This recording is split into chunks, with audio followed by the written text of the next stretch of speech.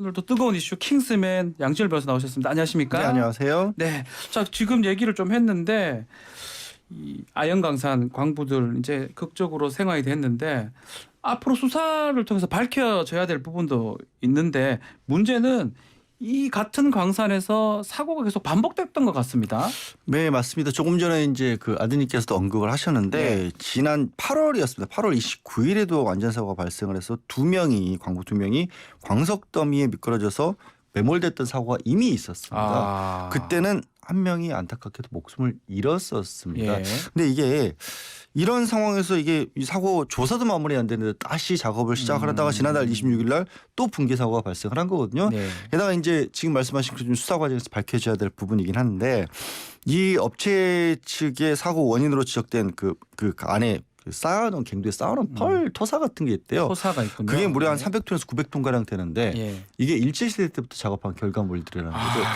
그러면 과연 이게 중단이 됐다가 아니면 이전부터 사용했던 광산에서 다시 재작업을 하다가 그런 것들이 재정비가 된 상황에서 아니 일제시대 때 안전기준하고 지금의 안전기준하고 완전 다르죠. 없잖아요. 완전 다르겠죠. 혹시 이런 부분들이 좀 소홀했던 게 아닌지부터 먼저 밝혀야 될 것 같습니다. 자, 그렇다면 수사를 한다면 업무상 과실치사상 이런 뭐 범죄 같은 게 적용이 가능할까요? 결국 그 회사 측에서 이렇게 언뜻 모릅니다. 아직 확실히 알 수가 없습니다만 위험해 보이는 환경을 그대로 방치해놓은 상황에서 작업을 강행을 한 것이라면 그리고 그 결과 피할 수 있었던 사고가 발생을 한 거라면 말씀하신 업무상 과실치사상 적용이 가능할 수가 있겠죠. 이번에는 정말 무사히 구출이 됐지만 천만다행으로 말씀드린 것처럼 이미 한 분이 목숨을 잃었다는 거 아니에요. 그 사고는 저는 모르고 있었거든요. 그렇죠. 사실 아직도 이런 광산 같은 곳에서 사람이 목숨을 잃었는데 보도가 뭐 얼마만큼이나 제대로 이루어지는지 모를 만큼 좀 소홀했다라는 게 좀 놀랍습니다. 특히 또 좀 눈에 띄었던 부분이 사고 발생하고 14시간 훨씬 지나서 그때 119 접수를 했습니다. 이게 좀 많이 늦었다. 이게 말이 많습니다. 지금 저도 몰랐던 게 가족들에게도 늦게 알렸다는 늦게 알렸다는 좀 전에 들은 것처럼. 그리고 구조작업 과정에서 정말 저는 뭐 감사드리는데 개인적으로 와서 도움을 주신 분들이 있어야 될 상황이었다라면 이건 사실 잘못된 거거든요. 그렇잖아요. 이게 국가기관에서 충분히 도움을 할 수 있도록 업체 측에서도 최대한 빨리 신고를 했고 그러면 이게 광부에 일하는 분 두 분이 지하 150m가 넘는데 메모리 된 정도였는데 그걸 자체 해결을 할 수 있다라고 생각을 했었던 거냐 아니면 정말로 자체 해결이 아니라 가능하면 상황을 어떻게든 수습해 보려고 했던 것이냐 이런 부분도 역시 이 수사 과정에서 밝혀져야 될 것 같고요. 그래서 아마도 실종자 가족들도 신뢰를 못 가졌던 모양입니다. 왜냐하면 이 3일이 지나서 실종되고 3일이 지나서 더불어민주당에 도움을 요청을 했어요. 민주당에 요청을 했다고요? 그러니까 이게 집권 여당이나 정부 당국에 대한 신뢰가 혹시라도 좀 부족해서 모르겠습니다. 이건 뭐 개인적으로 인연이 있거나 좀 뭐 아는 분이 있어서 그럴 수도 있고 지역구에 아는 분이 계셔서 그럴 수도 있지만 혹시라도 이게 왜냐하면 이 민주당 민원실로 전화가 왔다라는 거거든요. 구조 작업에 좀 힘을 좀 보태달라고. 그러면 혹시라도 소방당국이라든가 아니면 회사 측에서 뭔가 가족들의 신뢰를 얻지 못했기 때문에 이런 일까지 있었던 게 아니라 이게 뭐 정치적으로 따지자는 게 아니라 도대체 무슨 일이 있었길래 가족들이 이런 불신을 가질 수 있었던가 하는 부분을 좀 밝혀야 될 필요가 있다는 거죠. 네, 또 이태원 참사 수사 얘기도 좀 나눠보겠습니다. 경찰청 특별수사본부 수사 인력을 늘렸다고 하는데 이거 셀프 수사 논란 피해갈 수 있을까요? 결국에 이게 수사 인력이 얼마나 되느냐가 중요한 게 아니고요.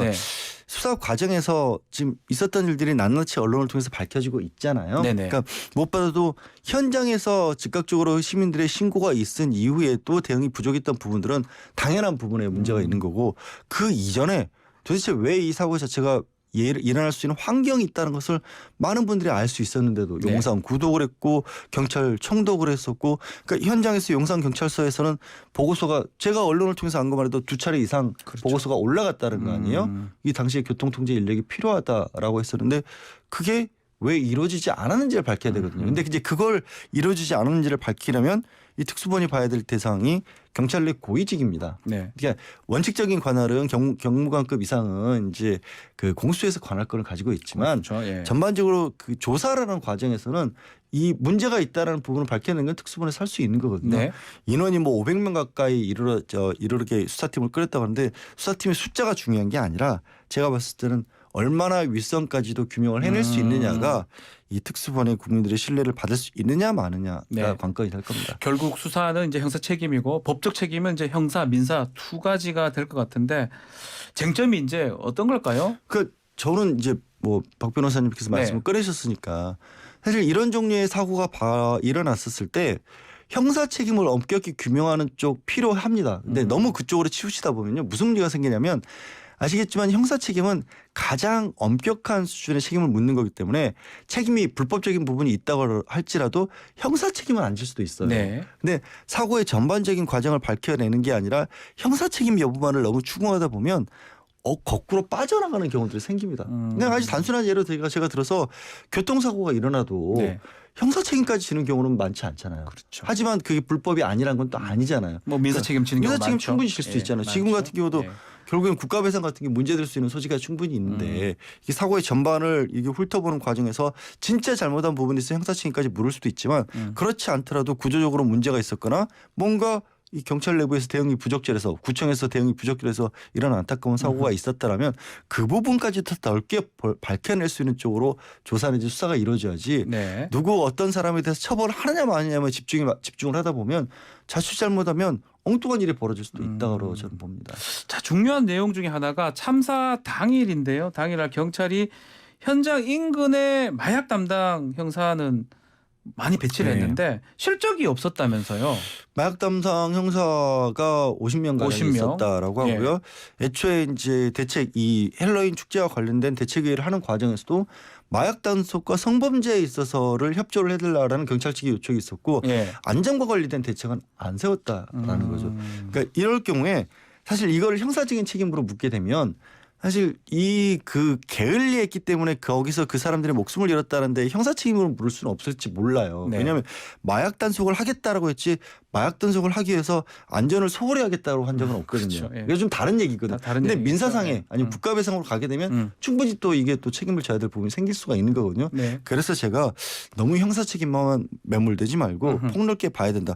이건 분명히 문제가 있는 거죠. 이게 단속 실적도 하나도 없었고 실제로 그 부분만을 강조하는 바람에 사고가 일어났으리라는 가능성을 배제 못하는 거거든요. 네. 일부 마약팀 같은 경우에도 사고 발생 직전에 이 사실 1번 출근하고 3번 출근 쪽으로 옮겨서 교통 통제를 시작을 했다는 건 현장에 파견된 다른 업무를 맡는 경찰관들이 보기에도 현장 상황이 너무 급박하게 돌아갔다는 거잖아요. 네. 근데도 그 요청이 안 들어졌던 겁니다. 교통 통제 요청이. 자, 그러면 그게 이제 민사 책임, 국가 배상 부분인데 국가 배상 지금 관련해서 미국인 유학생 그 사망한 아버지가 한국 경찰 책임에 대해 손해배상 청구를 하겠다라고 하는데 미국은 손해배상액이 상당하지 않습니까? 가장 대표적인 게 아마 2018년이었죠. 미국 법원이 북한 정부의 그때 오토 원비어 씨 대학생이죠. 유족에게 배상하라고 판결 내린 금액이 5,600억 원이었습니다. 5,600억이요? 예, 이게 이제 징벌적 배상이라 그래서 그 사람의 손해를 넘어서서 그 문제를 저지른 사람의 잘못에 대해서도 처벌에 가까운 형태의 배상 명령을 내리는 거거든요. 네. 그러다 보니까 말씀하신 것처럼 이게 현실화가 될 경우에 그 유학생에 대한 어떻게 보면 손해배상이 어마어마한 액수로 주어질 수도 있다라는 거죠. 네, 금액이 클 수 있다.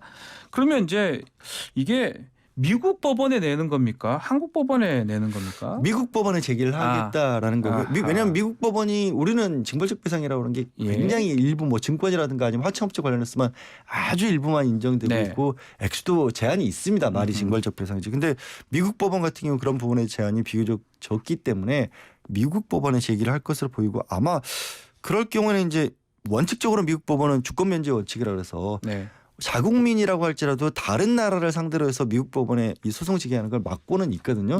그런데 반면에 또 자국민 보호주의 원칙이 굉장히 강한 나라다 보니까 할 수도 있겠죠. 예외도 굉장히 넓게 있는 그러니까요. 거예요. 이 부분이 뜻밖의 좀 논란거리가 될 수도 있을 것 같아요. 만약에 큰 돈의 배상액이 책정이 된다면 그러니까 우리나라하고 법칙이 다르잖아요. 우리나라 또 다른 또 유족 한국의 희생자들하고 그 차이점도 문제될 것 같기도 하고요. 또 외교적으로도 좀 문제가 될 것 같기도 하고요. 뭐 우리 대표적으로 한일 관계와 관련돼서도 네. 강제징용 피해자에 대한 배상 문제가 아직까지도 해결이 안 되고 있지 않습니까? 미국 측에서 불응하고 있기 때문에 물론 우리와 미국과의 관계가 우리와 일본과의 관계와는 좀 다르긴 하지만 네. 그리고 지적하신 것처럼 저는 개인적으로 우리나라 손해배상 액수가 너무 낮다라고 낮다. 항상 네. 주장을 하는 입장이거든요. 네. 그게 굉장히 근데 그렇게 얘기를 해도 법이 그렇게 돼 있다 보니까 의구심을 표명하는 분들도 없고 법 쪽에서도 사실은 그냥 정해놓은 법이 그러니까 그냥 가는 그렇죠. 우리는 징벌적 손해배상이 아닙니다. 징벌적 네. 배상도 아니고 실제 징벌적이 아니더라도 너무 낮다고 저는 낮죠. 개인적으로 근데 이 예. 부분이 좀 표면화될 계기가 될 수도 있을 것 같습니다. 이 참사 네, 때문에. 이 참사로 인해서. 알겠습니다. 자, 오늘 킹스맨은 여기서 마무리를 하겠습니다. 양지열 변호사님 감사합니다. 네, 고맙습니다.